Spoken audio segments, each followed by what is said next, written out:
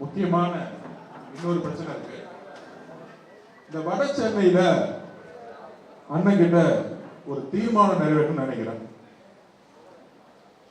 தலைவருடைய மைண்ட் எப்படின்னா, பேசும்போது ஒன்று சொல்லுவார், எப்பயாச்சும் கேட்போம், அண்ணா நீங்களாம் வந்து தொகுதினா எங்கன்னா நிற்பீங்க அப்படின்னு அண்ணன் கேட்போம். அண்ணன் சொல்லுவாரு, எங்க வறுமை அதிகமா இருக்கோ, எங்க ஏழ்மை அதிகமா இருக்கோ,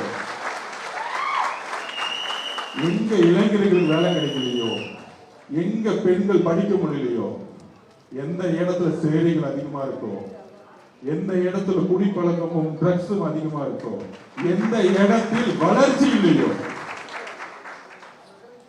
அந்த இடத்துல நான் உறுப்பினராகி அந்த இடத்தை ஒரு சிங்கப்பூர் மாதிரி மாத்தணும்னு சொல்லுவார். அப்ப இந்த சென்னையில அதிகமான வறுமை வட சென்னையில இருக்கு. ஏன் இருக்கு? சென்னைனாலே வட சென்னையில ரவுடிசம் யாரால உருவாக்கப்பட்டது? திமுகனால தன்னுடைய தேர்தல் வேலைகளுக்காக அந்த உருவாக்கினார்கள். ஆனால் நம்மளுடைய தலைவர் வளர்ச்சியை மட்டும்தான் நீங்க உருவாக்குவார். அப்ப நான் ஒரே ஒரு அண்ணன் கிட்ட சொல்றேன், அடுத்தது அண்ணன் தான் பேச போறாரு. நான் தீர்மானம் நிறைவேற்றலாம், அவர் வந்து இந்த தீர்மானத்தை வந்து வழிமொழிவான்னு நினைக்கிறேன். உங்க முன்னாடி சிவா முன்னாடியும் நான் கேட்டுக்கிறேன். சென்னை ஒருங்கிணைந்த கண்காணிப்பு குழுவா போடும் போது உங்க சார்பா ஒண்ணு தீர்மானம் போடலாமா?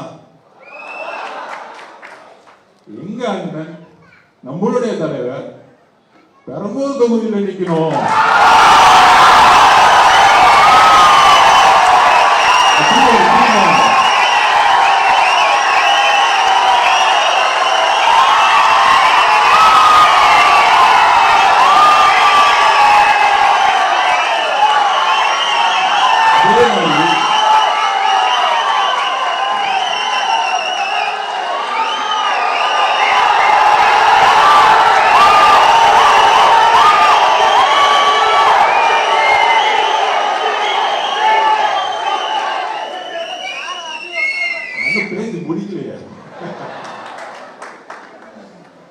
அதே மாதிரி நம்ம அண்ணன் நம்ம தலைவர் கொளத்தூர் தொகுதியிலே நிக்கணும்னு நம்ம நினைக்கிறோம்.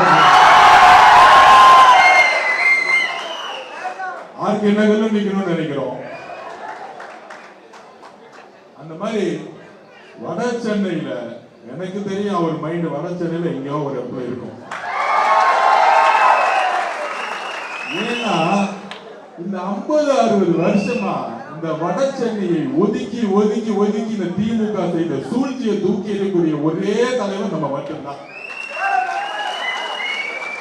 இந்த வறுமையை தூக்கி எறிய ஒரே தலைவர் நம்ம மட்டும்தான். பெண்கள் எல்லாரும் படிக்க வைக்கணும், நம்ம தலைவர் இங்க வந்தோம். அப்ப அவர் வருகைக்கு நம்ம காத்திருப்போம்.